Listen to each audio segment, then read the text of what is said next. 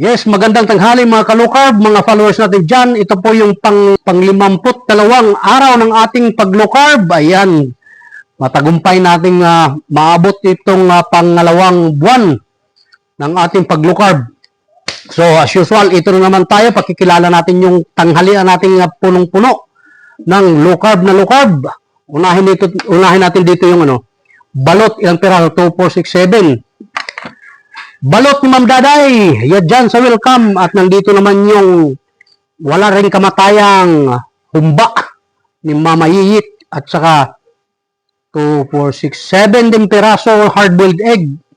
At nandito din yung gulay natin na eggplant na nilaga.